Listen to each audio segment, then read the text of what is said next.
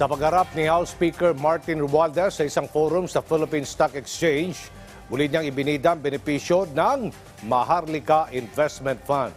Higit ang House Leader dumaan sa tamang proseso ang batas kahit papatuloy itong pinupuna ng ilan.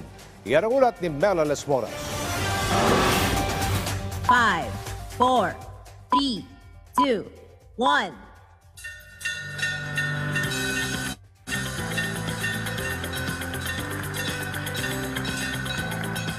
Pinangunahan ng liderato ng Kamara ang ringing of the bell ceremony sa Philippine Stock Exchange ngayong Miyerkules, kung saan idinaos din ang Forum on Legislative Reforms for the Philippine Capital Market. Kabilang sa mga nakilahok dito sina House Speaker Martin Romualdez, Senior Deputy Majority Leader Sandro Marcos at Ways and Means Committee Chair Joey Salceda. Sa kanyang talumpati, binigyang diin ni Speaker Romualdez ang patuloy na paglago ng ekonomiya ng bansa sa kabila ng iba't ibang hamon ngayon.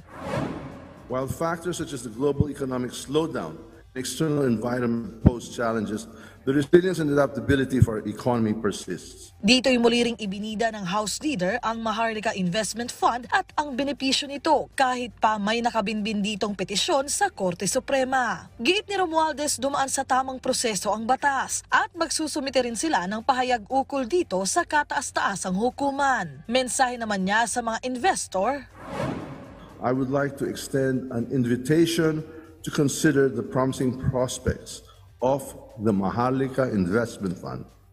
This fund is envisioned as a catalyst for economic growth and a testament to the Philippines' boundless potential. Sa Kamara, tuloy-tuloy rin ang pagplansya ng mga mambabatas sa amendments at realignment sa proposed 2024 national budget. Ayon kay Appropriations Chair Elizalde Co, hanggang October 10 ang itinagdang deadline ng komite para tapusin ito. At kapag kasado na ang lahat, iuulat din nila sa publiko ang mga naging pagbabago sa panukala. Kasalukuyan mang naka-session break ang Kongreso, pagtitiyak ng mga mambabatas, patuloy ang mahigpit nilang pagbabantay sa mahalagang isyu ngayon sa ngalan na rin ng kapakanan ng taong bayan. Mela Les Moras para sa Bayan.